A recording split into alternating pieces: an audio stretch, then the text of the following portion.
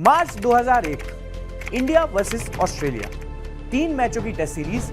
ये वक्त ऐसा था जब ऑस्ट्रेलियाई टीम शिकार पर थी। इस सीरीज से पहले ऑस्ट्रेलिया ने लगातार 15 टेस्ट मैच जीते थे, लेकिन फिर भी इस ऑस्ट्रेलियाई टीम को एक मलाल था। वो मलाल था 1969 के बाद से भारत में एक भी टेस्ट सीरीज ना जीतने का। सीरीज की शुरुआत में ही ऑस्ट्रेलिया ने पहले टेस्ट मैच में सिर्फ 3 दिन में टीम इंडिया को हराकर एक स्टेटमेंट दे भी दी थी। भारतीय टीम 0-1 से पीछे थी। टीम इंडिया पर अब सीरीज हार का खतरा मंडरा रहा था। वहीं एक खतरा मंडरा रहा था टीम के कोच जॉन राइट पर, जो कि बतौर कोच अब शायद कुछ ही दिन के मेहमान थे। भारतीय टीम के लिए उस वक्त कुछ भी सही नहीं चल रहा था। कुछ ही समय पहले हुए मैच फिक्सिंग विवाद से टीम इंडिया संभली भी नहीं थी कि फिर टीम साउथ अफ्रीका के खिलाफ बुरी तरह हार गई। इसके तुरंत बाद सचिन तेंदुलकर ने कप्तानी से भी इस्तीफा दे दिया था और सौरव गांगुली को कप्तान बने सिर्फ 3 मैच हुए थे। गांगुली के लिए वो समय उस अभिमन्यु की तरह था जिसे कोई अंदाजा नहीं था कि वो किस चक्रव्यूह के अंदर धीरे धीरे फंसता जा रहा है। इस सीरीज के पहले ही मैच से ऑस्ट्रेलिया की टीम बिल्कुल ऑस्ट्रेलिया बनकर इंडियन टीम के ऊपर चढ़ रही थी, यानी अच्छे खेल के साथ साथ एकदम क्रूर स्लेजिंग भी। मुंबई टेस्ट में माइकल स्लेटर ने अक्सर शांत रहने वाले राहुल द्रविड़ तक को स्लेज कर दिया था। ऐसे में माहौल काफी गरमाया हुआ था। फिर दोनों टीमें कोलकाता पहुंची। सीरीज का दूसरा टेस्ट यहीं खेला जाना था। भारतीय टीम की मुश्किलें यहां से कम होने की बजाय और ज्यादा बढ़ती हुई नजर आ रही थी। टीम के सीनियर तेज गेंदबाज जावगल श्रीनाथ चोटिल होने के चलते दूसरे टेस्ट मैच से बाहर हो गए थे। टॉस का वक्त हुआ तो सौरव गांगुली ने ऑस्ट्रेलियन कैप्टन स्टीव वॉ को मैदान पर काफी वेट कराया। बाद में दादा ने इसके पीछे की वजह बताते हुए कहा कि वो अपना ब्लेजर लाना भूल गए थे।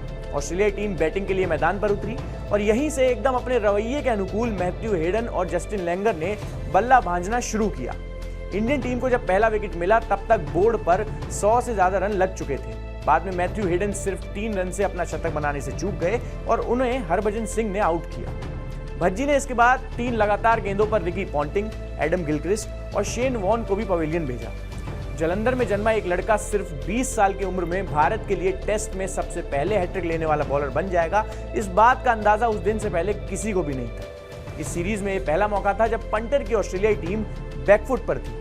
बोर्ड पर स्कोर था 7 विकेट पर 252 रन। लेकिन जब जब दूसरी टीमों को यह गलतफहमी हुई कि ऑस्ट्रेलियाई टीम गेम से थोड़ी सी पिछड़ रही है, तब कंगारुओं ने पलटवार किया है। उस दिन भी वही हुआ।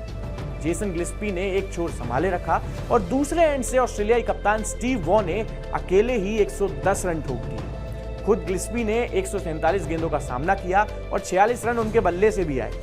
इससे पहले नंबर 10 के बल्लेबाज से ऐसी फंसी हुई सिचुएशन में कभी ऐसी पारी देखने को नहीं मिली थी। वॉ और गिलस्पी के बीच 133 रन की पार्टनरशिप हुई। ऑस्ट्रेलिया ने ऑल आउट होने से पहले 445 रन टांग दिए थे। हरभजन की हैट्रिक भी वॉ और गिलस्पी के उस पलटवार के सामने अब फीकी साबित हो गई। अब मोमेंटम पूरी तरह से ऑस्ट्रेलिया की तरफ शिफ्ट हो चुका था और क्रिकेट के इतिहास में ऐसा कितनी ही बार हुआ है जब मैच हाथ में आने के बाद ऑस्ट्रेलिया ने उसे जाने दिया हो। दूसरे दिन का खेल जब खत्म हुआ तो इंडिया का स्कोर 128 रन पर 8 विकेट था। भारतीय खेमे में त्राही त्राही मच रही थी और कोच जॉन राइट सदमे में थे। एक चीज फिर भी ऐसी थी जो उस दिन के खत्म होने के बाद इंडिया के पक्ष में थी।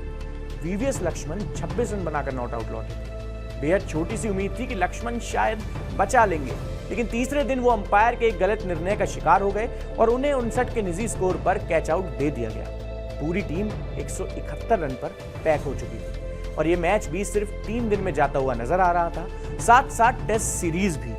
ऑस्ट्रेलिया ने इंडिया को फॉलो ऑन दिया। भारतीय डगआउट में लक्ष्मण को पैड उतारने से मना कर दिया गया था। लक्ष्मण को कहा गया कि उन्हें नंबर 3 पर बैटिंग करनी है। ये इंडियन क्रिकेट हिस्ट्री का सबसे ज्यादा इंपैक्टफुल फैसला था। 90s के क्रिकेट फैन आज भी इस फैसले को महेंद्र सिंह धोनी के उस फैसले से बड़ा मानते हैं जो वर्ल्ड कप 2011 के फाइनल की रात उन्होंने खुद को बैटिंग ऑर्डर में युवराज सिंह के ऊपर भेज कर लिया था। भारतीय टीम ने फॉलो ऑन पर अपनी पारी शुरू की। सदगोपन रमेश और शिव सुंदर दास की ओपनिंग जोड़ी बचते बचाते सिर्फ अच्छी शुरुआत देने में कामयाब रही। स्कोर 52 रन हो चुका था, तभी वॉन ने सदगोपन को वापस भेज इंडिया को पहला झटका दे दिया। फिर बैटिंग के लिए आए वीवीएस लक्ष्मण। जब लक्ष्मण 17 साल के थे तो उन्हें एक अच्छा क्रिकेटर बनने के लिए 5 साल का वक्त दिया गया था, नहीं तो वो भी आज अपने माता पिता की ही तरह एक डॉक्टर होते। शायद लक्ष्मण के पेरेंट्स को यह अंदाजा नहीं था कि 17 साल का ये लड़का करीब 1 दशक बाद भारतीय क्रिकेट का भविष्य खुद अपनी कलम से लिखने जा रहा था। उस पारी में लक्ष्मण भारत के लिए मैच बचाने नहीं बल्कि जिताने उतरे थे। टीम का स्कोर 232 रन पर 4 विकेट था और लक्ष्मण को यहां से राहुल द्रविड़ का साथ मिला। दोनों ने मिलकर 376 रन जोड़ दिए। द्रविड़ और लक्ष्मण ने बिना एक भी शब्द कहे कंगारुओं को उन्हीं की भाषा में जवाब दे दिया था। हर कट और हर एक फ्लिक शॉट इतना नपातुला था कि ऑस्ट्रेलिया के घातक गेंदबाज अब बेबस नजर आ रहे थे। फिर क्या वॉर्न, क्या गिलिस्पी और क्या ग्लेन मैकग्रा।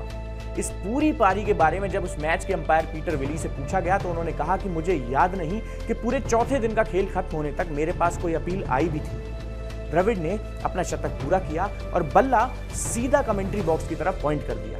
एक खिलाड़ी जो अपने करियर के ज्यादातर समय शांत रहा, वो उस दिन अग्रेशन के मामले में 2013-14 का विराट कोहली मालूम पड़ रहा था। द्रविड़ ने ऐसा इसलिए किया क्योंकि इस पारी से पहले उनके बल्लेबाजी पर कॉम बॉक्स में काफी बात हो रही थी। द्रविड़ ने आउट होने से पहले 180 रन बना दिए थे। भारत ने अपनी पारी 7 विकेट खोकर 657 रन पर डिक्लेयर की। लक्ष्मण और द्रविड़ ने ऑस्ट्रेलिया को इतना कूटा कि उनका स्ट्रोक प्ले देख शेन वॉर्न भी ताली बजाते बजाते थक गए थे। हालांकि ऑस्ट्रेलिया के पास अभी भी मैच को ड्रॉ कराने का एक अच्छा मौका था, लेकिन अंत में भारतीय टीम ने इस मुकाबले को 171 रनों से जीत लिया। 171 वही स्कोर था जिस पर भारतीय टीम पहली पारी में ऑल आउट हुई थी। 1535 टेस्ट मैचों के इतिहास में ये सिर्फ तीसरा मौका था जब कोई टीम फॉलो ऑन मिलने के बाद जीती हो। ऑस्ट्रेलिया की लगातार 16 टेस्ट मैचों की जीत की स्ट्रीक सौरव गांगुली एके दादा के शहर में टूट चुकी थी। इस जीत के हीरो वीवीएस लक्ष्मण थे। लक्ष्मण ने फॉलो ऑन में ऑस्ट्रेलिया के सामने 281 रन बनाए थे। इस पारी को विजडन ने अपनी टॉप 100 टेस्ट पारियों में से 5वें नंबर पर जगह दी। वहीं भारतीय क्रिकेट इतिहास में आज भी लक्ष्मण के 281 रनों से बेहतर पारी देखने को नहीं मिली है। इस वीडियो में इतना ही। ये कहानी आपको कैसी लगी हमें कमेंट सेक्शन में जरूर बताएं। मेरा नाम दीपेश है, शुक्रिया।